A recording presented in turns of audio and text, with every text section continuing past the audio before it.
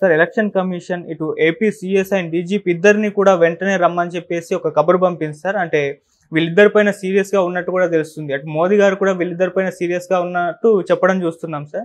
అసలు ఎందుకు ఇంత అర్జెంటుగా రమ్మంటున్నారు, ఏం జరిగిందంటారు సార్? ఎలక్షన్ కమిషన్ ఆంధ్రప్రదేశ్ ఎన్నికల్లో వైలెన్స్ని ఇంత స్థాయిలో జరుగుతుందని ఊహించినట్టుగా లేదు.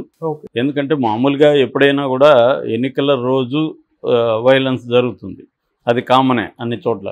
కానీ ఎన్నికల రోజు కంటే కూడా మరుసటి రోజు ఎక్కువగా జరగడం అనేది మన ఆంధ్రప్రదేశ్లో చూస్తున్నాం. ఈ మధ్యకాలంలో ఇంత వైలెన్స్ జరగలేదు. దీనికి ప్రధాన కారణం ఏంటి? మొన్నటి వరకు ఏం చెప్పారు? వైసీపీ వైలెన్స్ చేస్తుంది, పోల్ మేనేజ్మెంట్లో జాగ్రత్తగా ఉండాలని తెలుగుదేశం కూటమి వాళ్ళు పదే ఆరోపించారు. పెద్ద ఎత్తున చేస్తున్నారని ఒక 29 మంది పోలీస్ ఆఫీసర్లు లిస్ట్ ఇచ్చింది ఆమె పురంధేశ్వరి. వాళ్ళని మార్చమన్నారు, వాళ్ళల్లో కొంతమందిని మార్చారు. లాస్ట్ మినిట్లో ఎక్కువ మార్పులు జరిగాయి. సో దీనికి కారణం ఏంటి అవన్నీ తేలాల్సి ఉంది.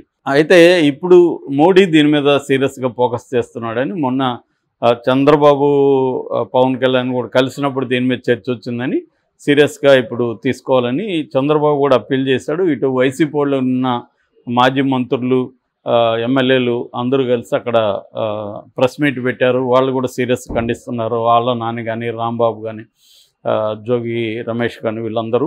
ఒక్కోసారి ఏంటంటే కొన్ని దెబ్బలు ఎలా ఉంటాయంటే దెబ్బ తగిలినప్పుడు నొప్పి ఉండదు, తర్వాత మెల్లగా దాని ఎఫెక్ట్ తెలుస్తుంది. అది ముఖ్యంగా లో దెబ్బలు అంటారు. పోలీస్ దెబ్బలు అలాగే ఉంటాయి, కొట్టినప్పుడు మనకి నొప్పి తెలియదు, మెల్లగా అది స్టార్ట్ అవుతుంది. అలాంటిది చంద్రబాబు స్ట్రాటజీ అని అంటున్నారు. చంద్రబాబుకి 45 ఏళ్ల రాజకీయ అనుభవం ఉంది, కనీసం ఒక 100 ఎన్నికలు చూసుంటారు ఆయన. సో రెండోది ఏంటంటే ఆయన ముందు నుంచి కూడా ఒక రాజకీయ నాయకుడిగా కంటే ఒక మేనేజర్గా, మేనేజింగ్ థింగ్స్ అంటే వ్యవస్థల్ని వ్యక్తుల్ని ఎలా మేనేజ్ చేయాలి అనేది ఆయనకి తెలిసినట్టుగా ఎవరికి తెలియదు. ఆయనకున్న అనుభవం దాంట్లో ఇంకెవరికి కూడా లేదు. చాలా లాంగ్ టర్మ్ అంటే విజనరీ అనేదానికి ఆయన నిలువెత్తు నిదర్శనం. ఒక వ్యవస్థలో ఒక మనిషిని ఎక్కడ ప్లాంట్ చేయాలి, ఈ ప్లాంట్ చేస్తే ఎట్లా గ్రో అవుతారు, ఎక్కడికి ఏ వ్యవస్థల్లో మనకి మనుషులు ఉండాలి, తర్వాత ఆల్రెడీ వేరే మనుషులు ఉన్నా కూడా వాళ్ళని ఎలా మేనేజ్ చేయాలి, ఇదంతా ఆయనకి బ్రహ్మాండమైన ఇది ఉంది. అందుకని ఆయన ఈసారి ఏం చేస్తారంటే అందరూ వ్యతిరేకించి చివరికి బీజేపీతో పొత్తు ఆయన తప్ప ఇంకెవరికి ఇష్టం లేదు. ఎందుకంటే మొన్నటి వరకు బీజేపీ జగన్ కొమ్ముక్కని వీళ్ళే మాట్లాడారు. కానీ ఎందుకు పొత్తు పెట్టుకుంటే 2 కారణాలు. ఒకటేమో పోల్ మేనేజ్మెంట్, రెండోదేమో రేపు జగన్ పొరపాటున అధికారంలోకి వస్తే తను సేఫ్గా ఉండాలి అని. ఈ 2 కారణాలు. మొదటి కారణం మొన్నటి వరకు సరిగా వర్కౌట్ అవ్వలేదు, చంద్రబాబు పెద్ద హెల్ప్ కాలేదని అందరూ అనుకున్నారు. కానీ ఇప్పుడు మెల్లమెల్లగా దాని రిజల్ట్ ఏంటో చూస్తున్నారు అన్నమాట. సో ఈ వైలెన్స్ వచ్చినాక అర్థమైంది వాళ్ళకి చంద్రబాబు ఎక్కడెక్కడ ఏమేమి ప్లాంట్ చేశాడు, దాని రిజల్ట్ ఎలా ఉందనేది. సో చంద్రబాబు ఏంటంటే ఈ ఎన్నికల్లో దేన్ని వదిలిపెట్టలేదు. ఎన్ఆర్ఐల్ని పట్టుకున్నాడు, ఎన్ఆర్ఐలు పెద్ద ఎత్తున దిగారు రంగంలోకి. బీజేపీతో పొత్తు పెట్టుకోవడంలో బీజేపీకి సంబంధించిన అనేక మంది నాయకులు తమ ఫోల్డ్లోకి వచ్చారు. ఎవరెవరికి ఏం అవసరాలు ఉన్నాయో అవన్నీ చూసుకోవడం ద్వారా వచ్చారు. ఎలక్షన్ కమిషన్ మెల్లగా తన ఫోల్డ్లోకి వచ్చింది. ప్రత్యేక అధికారిగా దీపక్ మిశ్రా అనే ఒక రిటైర్డ్ ఐపీఎస్ ఆఫీసర్ని తీసుకున్నారు. ఆయన ఇక్కడ సుజనాథ్ చౌదరికి దగ్గర వ్యక్తి విష్ణువర్ధన్ రావు అని, ఆయన క్లోజు. సో ఆయన ద్వారా పావులు గదిపారు. విష్ణువర్ధన్ రావు ఒక పార్టీ ఇస్తే ఈయన్ని వెళ్ళారు, దీపక్ మిశ్రా వెళ్ళాడు. ఆ తర్వాత మొత్తం మారిపోయింది. ఆ పార్టీలో తెలుగుదేశం వాళ్ళు ఆయనతో ఏం డీల్ కుదుర్చుకున్నారో తెలియదు, కానీ అక్కడ ఒక లిస్ట్ ఇచ్చారు, ఈ ఏరియాలో ఈ పోలీసులను మార్చండి అని. దాంతో ఓవర్ నైట్ మార్చేస్తారు. ఒక్క తిరుపతి జిల్లాలోనే 5 మంది సిఐలను మార్చారు. సో ఇదంతా కూడా వైసీపీ వాళ్ళు చెప్పింది నేను చెప్తున్నాను, మనకి వేరే రకమైన సోర్స్ ఏం లేదు. వైసీపీ వాళ్ళు ఇప్పుడు మేల్కొని ఇప్పుడు చెప్తున్నారు వాళ్ళు ఇవన్నీ కూడా. అంటే వాళ్ళ సోర్సెస్ ద్వారా మొత్తం సమాచారం సేకరించి చంద్రబాబు ఏమేమి చేశాడు, దాని ఫలితాలు ఏంటనేది వాళ్ళు నిన్న చెప్పారనమాట. సో దాని ద్వారా దీపక్ మిశ్రా ద్వారా వాళ్ళు ఏం చేశారంటే తాము అంటే వైసీపీ ఎక్కడ స్ట్రాంగ్గా ఉంటే అక్కడ ఎక్కువ పోలీసులను పెట్టడం, అక్కడ తమకు అనుకూలమైన పోలీస్ ఆఫీసర్లను తెచ్చుకోవడం, తెలుగుదేశం స్ట్రాంగ్గా ఉన్న చోట అసలు పోలీసుల్ని ఎక్కడ గస్తీకి పెట్టకుండా ఉండడం, ఇది వాళ్ళు అమలు చేసిన వ్యూహం. రెండవ వ్యూహం ఏంటంటే ముందుగా తమ ఓట్లన్నీ కూడా అర్లీ మార్నింగ్ వెళ్ళేట్టుగా ప్లాన్ చేసుకున్నారు స్టేట్ వైడ్గా. ఆ తర్వాత వైసీపీ ఓట్లు వచ్చినప్పుడు అక్కడ అలర్లు క్రియేట్ చేయడం ద్వారా వాళ్ళని భయభ్రాంతం చేసి వాళ్ళు ఓట్లు లేనికుండా చూడడం, ఇది స్ట్రాటజీ ప్రధానంగా. అంటే తమ ఓట్లేమో 100% పడేట్టుగా చూసుకోవడం, వైసీపీ ఓట్లు పడకుండా చూసుకోవడం. దీనికి పోలీస్ వ్యవస్థని, ఎలక్షన్ కమిషన్ని యూజ్ చేసుకోవడం అన్న స్ట్రాటజీని చంద్రబాబు అమలు చేశాడు. ఆయనకున్న అనుభవం రీత్యా ఇదంతా ముందు పకడ్బందీకి ప్లాన్ అయిపోయింది. దీన్ని వైసీపీ వాళ్ళు ముందుగా గ్రహించలేకపోయారు. లేట్ అయ్యి వాళ్ళు రియాక్ట్ అయ్యేసరికి చాలామందిని హౌస్ అరెస్టులు చేయడం జరిగిపోయింది. ఫర్ ఎగ్జాంపుల్ 3 ఎమ్మెల్యేలు పిన్నెల్లి రామకృష్ణారెడ్డి, కాసు మహేశ్వర్ రెడ్డి, గోపిరెడ్డి శ్రీనివాసరెడ్డి, వీళ్ళ 3 హౌస్ అరెస్టులు చేశారు. అట్లాగే ఇంకొంతమంది మీద ఎస్సీ ఎస్టీ అట్రాసిటీస్ ఇలాంటి కేసులు పెట్టేశారు.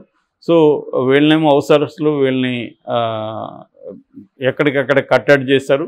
తెలుగుదేశం శ్రేణుల్లో ఆల్రెడీ వాళ్ళని కొంత ప్రిపేర్ చేయడం వల్ల వాళ్ళు వైలెన్స్లోకి వెళ్ళారు అనేది ఇప్పుడు వైసీపీ వాళ్ళు చెప్తున్న ఒక నెరేటివ్. సో ఇందులో ఏది నిజమనేది తెలియదు, కానీ ఇటేమో వీళ్ళేమో ఆల్రెడీ అధికార యంత్రాంగం అంతా వాళ్ళ చేతిలోనే కదా ఉంటుంది అధికార పార్టీ దగ్గర, అందుకని వాళ్ళే చేయిస్తూ ఉన్నారని వీళ్ళు చెప్తున్నారు. కానీ ఇక్కడ మార్చిందైతే వాస్తవమే కదా, డీజీపీని కూడా లాస్ట్ మినిట్లో మార్చారు. సో ఈ లాస్ట్ మినిట్లో మార్చడం వల్ల ఇప్పుడు హరీష్ గుప్తాని, ఈరోజు హరీష్ గుప్తా సిఎస్ జవహర్ రెడ్డిని హుటాహుటిన రమ్మని వచ్చి నేరులో ఎక్స్ప్లెనేషన్ ఇవ్వమని సెంట్రల్ ఎలక్షన్ కమిషన్ పిలిపిస్తుంది. ఈరోజు వాళ్ళిద్దరూ వెళ్తున్నారు. నిన్న ముఖ్యమైన పోలీస్ అధికారులతో వాళ్ళు సమావేశమయ్యారు. కానీ మనం చూసినప్పుడు ఇప్పుడు ఎలక్షన్ కమిషన్ తన బాధ్యతల నుంచి తప్పించుకొని ఎవరి మీద మోపడానికి, నెపం మోపడానికి ట్రై చేస్తుంది అనేది క్లియర్గా అర్థమవుతుంది. ఎందుకంటే ఇప్పుడు ఎలక్షన్ కమిషన్ కదా మార్చింది. వాడెవరో చెప్పినట్టు మార్చడానికి మాత్రం మీకు చాలా తొందరగా మార్చారు, లాస్ట్ మినిట్లో అంతా నిర్ణయాలు తీసుకుని స్పీడ్గా మార్చారు, కానీ వాళ్ళ దగ్గర పని చేయించుకోవడం రాదా మీకు అని విమర్శిస్తున్నారు. ఇప్పుడు కొత్తగా తెచ్చినప్పుడు అతను ఎబ్సెంటా, అతనికి ఆ ఏరియాలో పట్టుందా, ఇవేవి చూడకుండా తెలుగుదేశం పేర్లు ఎవరైతే మార్చమన్నారో వాళ్ళందరూ మార్చేశారు. మార్చిన తర్వాత అక్కడ పని చేయట్లేదు. ఇప్పుడు అల్లర్లు జరిగిందంతా కూడా పరిశీలిస్తే వైసీపీ వాళ్ళు చెప్తున్నది ఏమంటే ఎక్కడెక్కడ పోలీసులు మార్చారో అక్కడే అల్లర్లు ఎక్కువ జరిగాయి అనేది వాళ్ళు చెప్తున్నారు. సో ఈ చంద్రబాబు వ్యూహానికి అనుగుణంగా ఈసీ పనిచేసింది అనేది ఇప్పుడు వాళ్ళ విమర్శ. జేడీ లాంటి వాళ్ళు కూడా ఇదే అభిప్రాయాన్ని వ్యక్తం చేశారు. కాకపోతే జేడీ 2 వైపులా వైలెన్స్ జరిగిందనేది చెప్తున్నారు. అది కూడా వాస్తవమే, 2 వైపులా వైలెన్స్ జరిగింది. కానీ ఈ ప్లానింగ్ ఎవరిది? ఫస్ట్ ఎప్పుడైనా ఇప్పుడు నేను రాయేస్తే నువ్వు కూడా నన్ను రాయేస్తావు, మన ఇద్దరం కొట్టుకున్నాం అంటారు. కానీ మన ఇద్దరం ఈక్వల్ కాదు కదా, నేను కదా ఫస్ట్ నిందితుడిని. కానీ ఇక్కడ ఏం జరుగుతుందంటే ఇద్దరు కొట్టుకున్నారు అనే వాదన వెళ్తుంది. ఇద్దరు కొట్టుకున్నారు అనేది వాస్తవం కాదు. ఇద్దరు కొట్టుకోవడం వెనక ఎవరు ఫస్ట్ స్టార్ట్ చేశారనేది వెరీ ఇంపార్టెంట్. దాన్ని హింస ప్రతిహింస అంటారు. హింస చేసినవాడు ప్రతిహింస చేసేవాళ్ళు ఇద్దరు ఒకటి కాదు, కానీ ఒకటిగా కలిపేసే ఒక ఇది జరుగుతుందన్నమాట. సో ఇది ఫస్ట్ ఎవరు స్టార్ట్ చేశారు అనేది ఎవరు చెప్పాలి? ఎక్కడికెక్కడ మా వాళ్ళు స్టార్ట్ చేయలేదు, వాళ్ళే చేశారని చెప్తారు. ఫర్ ఎగ్జాంపుల్ ఇప్పుడు చంద్రగిరి పులవర్తనాన్ని వాళ్ళు దాడి చేశారు వైసీపీ వాళ్ళు, కానీ దాని దాడి వెనక ఏంటి? ఆల్రెడీ వీళ్ళు వెళ్ళి వాళ్ళని కొట్టారు కాబట్టి దానికి ప్రతీకారంగా వాళ్ళు వచ్చి కొట్టామని వాళ్ళు చెప్తున్నారు. సో ఎవరు స్టార్ట్ చేశారు అనేది దీనికి ఒక ఇండిపెండెంట్ ఏదైనా విచారణ నియమిస్తే కానీ బయటికి రాదు. ఆ ఇండిపెండెంట్ ఇవాళ ఏంటంటే అన్ని మీడియా దగ్గర నుంచి అన్ని వ్యవస్థలు 2గా చీలిపోయినాయి అక్కడ, వైసీపీ వైపు కూటమి వైపు. సో 2గా చీలిపోయిన సందర్భంలో ఎవరు కూడా అవతల వైపు తప్పు లేదు, మా వైపు కూడా తప్పు ఉందని ఎవరు ఒప్పుకోరు కదా. కంప్లీట్గా అవతల వైపు తప్పు ఉందని 2 వర్గాలు అంటున్నాయి. సో కాబట్టి మనం ఆలోచిస్తే కొంత కామన్ సెన్స్తో, ఒకటి అధికార పార్టీ కాబట్టి అధికార పార్టీకి అనుగుణంగా పోలీస్ వ్యవస్థ పనిచేసే అవకాశం ఉంది. కానీ అటువంటి పోలీస్ వ్యవస్థ ఎక్కడెక్కడైతే అధికార పార్టీకి స్ట్రాంగ్గా పనిచేస్తున్నారు, ముఖ్యంగా Reddy community, SC ST BC వీళ్ళు అధికార పార్టీకి అనుగుణంగా ఉంటే వాళ్ళనందరినీ మార్చమని ఒక లిస్ట్ ఇచ్చింది తెలుగుదేశం పార్టీ. ఆ లిస్టుని ఈసీ మార్చింది. అంటే ఏంటి అర్థం? ఇట్లా తెలుగుదేశం కూటమికి కూడా అనుకూలమైన ఆఫీసర్లు వచ్చారు కదా, సో కొన్ని చోట్ల కూటమి వైలెన్స్ చేస్తున్నట్టు కనబడుతుంది, ముఖ్యంగా తెలుగుదేశం వాళ్ళు వైలెన్స్ చేస్తున్నట్టు, కొన్ని చోట్ల వైసీపీ వాళ్ళు కూడా వైలెన్స్ చేస్తున్నట్టు కనబడుతుంది. ఫర్ ఎగ్జాంపుల్ ఇప్పుడు అదేంటి మన తాడిపత్రి ఉంది, తాడిపత్రిలో క్లియర్గా అక్కడున్న ఎస్పీ వైసీపీ వైపే మొగ్గు చూపుతున్నట్టుగా మనకు కనబడుతుంది. అందుకని ఈరోజు కూడా ముగ్గురు ఎస్పీలని మార్చబోతున్నారని చెప్తున్నారు. ముగ్గురు ఎస్పీల మీద వెయిట్ అని ఆంధ్రజ్యోతి రాసింది. సో క్లియర్గా రెండు వైపులా కూడా అక్కడక్కడ జరిగింది. అయితే ప్లాన్డ్గా మాత్రం ప్రశాంత్ కిషోర్ ఆధ్వర్యంలో తెలుగుదేశమే దీన్ని అంతా ప్లాన్ చేసింది అనేది జేడీ లాంటి వాళ్ళు చెప్తున్నారు. మరి దీని నిజాలు బయట అనేది ఎప్పటికి కూడా రాకపోవచ్చు బయట.